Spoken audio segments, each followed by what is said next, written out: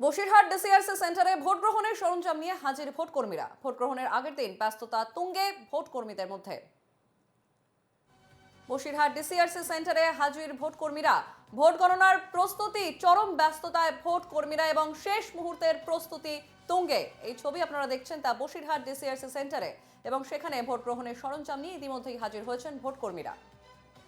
আমাদের সঙ্গে সরাসরি রয়েছেন আমাদের প্রতিনিধি সঞ্জীব সরকার। সঞ্জীব, শেষ মুহূর্তের প্রস্তুতি, আর মাত্র কয়েক ঘন্টা তারপরেই শেষ, অর্থাৎ সপ্তম দফার নির্বাচন। বসিরহাটের ডিসিআরসি সেন্টারে যে ছবি আমরা এই মুহূর্তে দেখতে পাচ্ছি, সেখানে রীতিমতো ব্যস্ততা যা দেখা যাচ্ছে, কিন্তু ঠিক ওখানকার ছবিটা আর কি দেখাবে আমাদের? দেখো, বসিরহাটের ডিসিআর যে সেন্টার করা হয়েছে সেই সেন্টারতে ইতিমধ্যে শেষ মুহূর্তে কিন্তু প্রস্তুতি শুরু হয়ে গেছে। আমার চিত্রসঙ্গে সেই ছবিটা একটু দেখাতে বলবো। অর্থাৎ বসিরহাটের কিন্তু ডিসিআর থেকে হচ্ছে বিভিন্ন জায়গায় কিন্তু হচ্ছে ভোট কর্মীরা, তারা কিন্তু ইতিমধ্যে কিন্তু ভোট গ্রহণের জন্য যাবেন। ইতিমধ্যে কিন্তু বসিরহাট মহকুমার কিন্তু হচ্ছে বেশিরভাগ জায়গায় কিন্তু নদীমাতৃক এলাকা আছে, সেই এলাকাগুলোতে কিন্তু হচ্ছে যাবেন।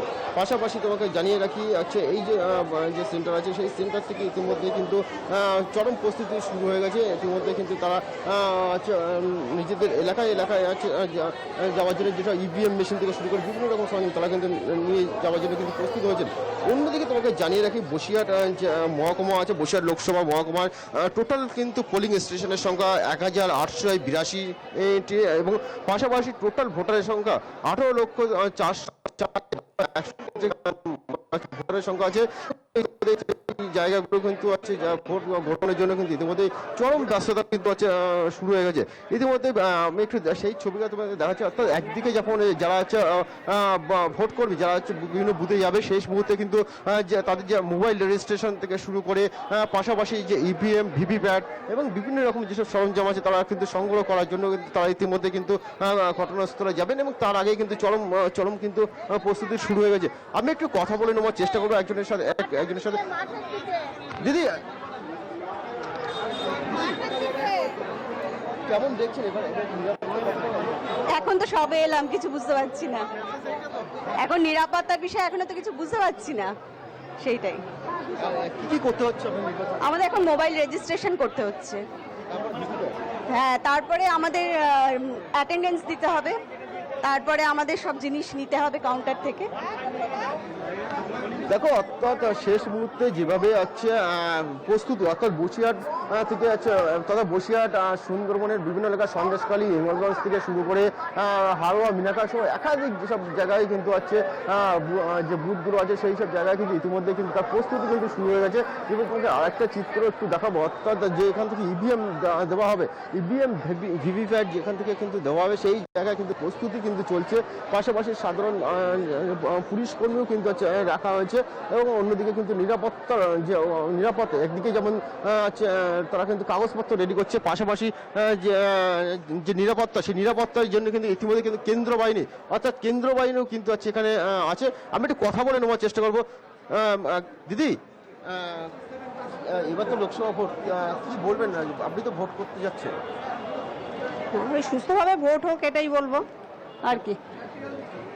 কেন অন্যবার কি সমস্যা না, আমরা এই প্রথম, আমরা যে চারজনই আছি এবারে প্রথম আছি আমরা চারজনই। নতুন অভিজ্ঞতা হবে, এখন দেখা যাক। সুষ্ঠুভাবে করার চেষ্টা করব আমরা সমস্ত কিছু। আপনাদের কমিশন থেকে যে নির্দেশিকাগুলো জারি করা হয়েছিল, সেইভাবে কি পাচ্ছেন? হ্যাঁ, মোটামুটি এখনো পেয়েছি সব কিছু, যে পর্যন্ত এখনো পর্যন্ত পেয়েছি সমস্ত কিছু।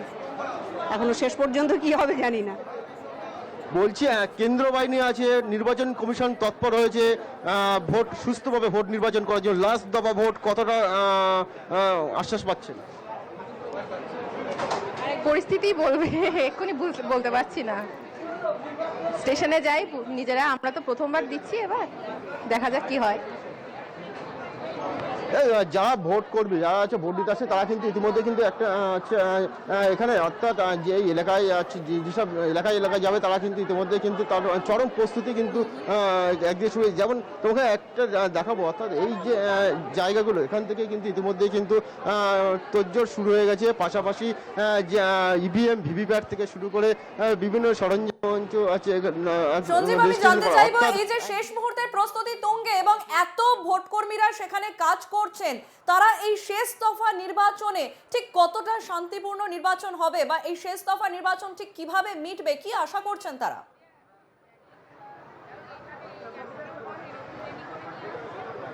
দেখো, এই নিয়ে আমি একটু কথা বলবো। ইতিমধ্যে আমি একটু কথা বলে নেওয়ার চেষ্টা করবো। যারা ভোট কর্মী আছে সেই এলাকায় ইতিমধ্যে কিন্তু কেন্দ্র বাহিনী থেকে শুরু করে পুলিশ প্রশাসনের আছে এবং পাশাপাশি একটু যারা ভোট কর্মী আছে তাদের সাথে একটু কথা বলে নেওয়ার চেষ্টা করবো। দাদা, আপনারা তো ভোট করতে যাচ্ছেন, লোকসভা শেষ দফা নির্বাচন, কতটা শান্তিপূর্ণ ভোট হবে? এর আগেও তো একাধিক জায়গায় অশান্তি হয়েছে লোকসভায়, কেন্দ্র বাহিনী থাকা সত্ত্বেও গন্ডগোল ঝামেলা হয়েছে। এবারে কতটা শান্তিপূর্ণ ভোট হবে কি মনে করছেন এবং কি বলবেন? হোপফুলি শান্তিপূর্ণ হয়ে যাক, আমার তো তাই ইচ্ছে আছে। আর কি বেশি কিছু এক্সপেক্ট, এত সিকিউরিটি তো আছে এনাফ, আই থিঙ্ক শান্তিপূর্ণই হয়ে যাবে। খুব বেশি প্রবলেম হওয়ার তো এক্সপেকটেশন নেই, যদি হয় নিশ্চয়ই রিজলভ হয়ে যাবে। একদিকে যেমন কেন্দ্র বাহিনী আছে, পাশাপাশি বসিরহাট তো সীমান্তবর্তী শহর, অন্যদিকে সুন্দরবন, সেই জায়গায় দাঁড়িয়ে সীমান্তে একটা নিরাপত্তা তো একটা থাকে। সেখানে দাঁড়িয়ে নির্বাচন কমিশন অতিরিক্ত কেন্দ্র বাহিনী মোতায়েন করা হয়েছে এবং আপনাদের নিরাপত্তার জন্য হয়েছে, সেখানে কতটা আশ্বস্ত পাচ্ছেন? এনাফ, মানে আমার অ্যাসিওর্ড আছি যে মানে খুব বেশি কিছু প্রবলেম হবে না। এখানে সিআরপিএফ আছে, পুলিশ পার্সোনাল আছে, তো সিকিউরিটি তো আছে। এবার দেখা যাক, হোপফুলি অল ক্লিয়ার হয়ে যায়, কাল পর্যন্ত আছে। আমার বেশি দূর নেই, এখান থেকে 3-3.5 কিলোমিটার মতনই আছে আমার পোলিং। কোথায় সেন্টার পরিচয়? আমার 156 আছে। একেবারে আচ্ছা, তুমি একেবারে সঞ্জীব, আমরা দেখতেই পেলাম। সুতরাং সেখানে শেষ মুহূর্তের প্রস্তুতি তুঙ্গে এবং সেখানকার বসিরহাট ডিসিআরসি যেখানকার ছবি আমরা দেখছিলাম, সেখানে ভোট কর্মীরাও আশা করছেন যে রীতিমতো সুস্থ এবং সুন্দরভাবে ভোট, শেষ দফা ভোট সম্পন্ন হবে, এমনটাই আশা করছেন সেখানকার ভোট কর্মীরা। অনেক ধন্যবাদ সঞ্জীব, আমাদের সঙ্গে সরাসরি ছিলেন সঞ্জীব সরকার।